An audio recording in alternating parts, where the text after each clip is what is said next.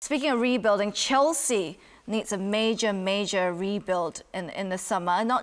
Not just what we thought would have been in the midfield with the likes of Kante and Jorginho going on with age, but because of Rudiger's situation, now he is confirmed to be moving away from the club, and then there are some talks about Christensen not being there next season, Azpilicueta. It's going to be a major rebuild while also getting used to the new owners, Tony. Yes, I mean, I think Azpilicueta signed a year extra contract. I think it triggered, one of his terms triggered an automatic extension. An automatic, yes. Yeah, but he could still very much leave. Yes, of course he could. And Chelsea are going to think long and hard, and new owners are going to come in and make an impact into the club. I think in the forward areas is the one area they've spent 70 million on Havertz, they've spent 100 on Lukaku, 50 on Timo Werner, all on big wages. None of them have really got the goals or the performances on a regular basis. So I think the forward areas is a problem for Chelsea. And you're right to add in, obviously, the loss of Christensen, and which I'm sure will happen. And obviously, Rudiger is going to happen. There is going to be challenges at Chelsea in them positions. But I do think if they're going to make a much difference, they can't have their top goal scorer as Mason Mount in the Premier League. Nothing against Mason, but you're expecting that much investment in centre forwards. Surely one of them would have, got close to 20 goals. And Romelu's had a really difficult year for many different reasons. Obviously COVID and injuries. How do you think he did today? Okay. He's not played very well for Chelsea in very big matches. And that accusation was made against him at Manchester United, by the way.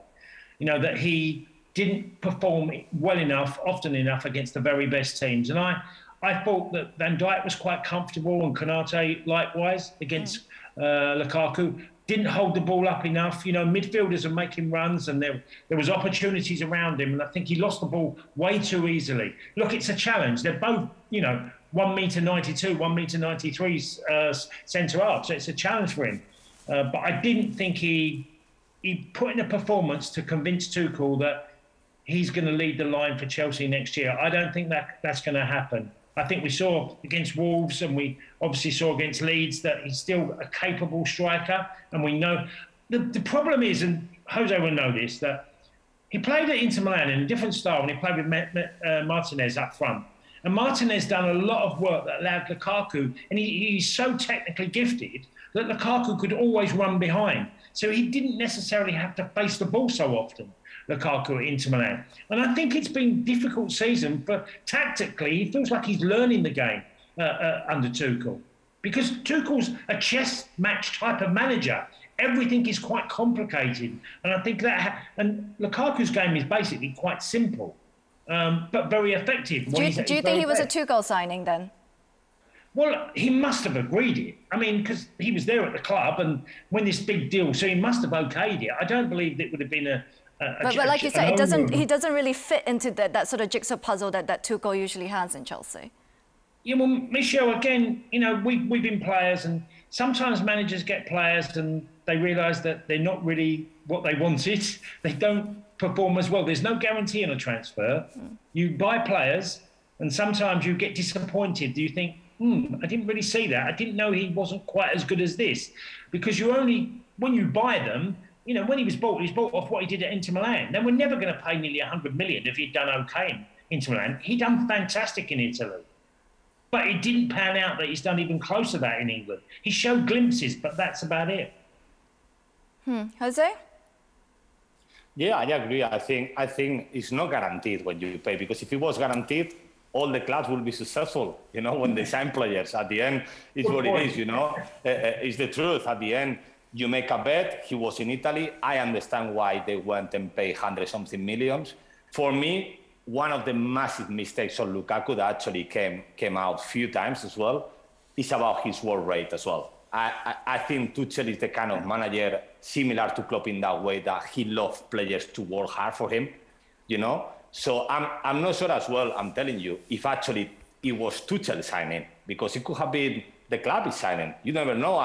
That's what people don't know sometimes about this. That if you ask Tuchel if he wanted Lukaku, maybe he had rather another striker, but because the striker wasn't available, then Lukaku was available because actually Inter de Milan needed the money as well. In that time, they needed to sell players.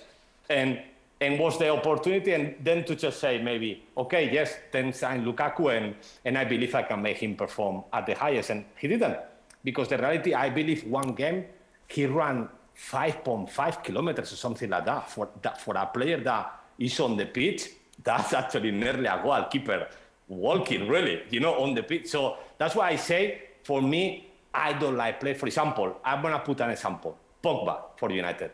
I love Pogba's ability.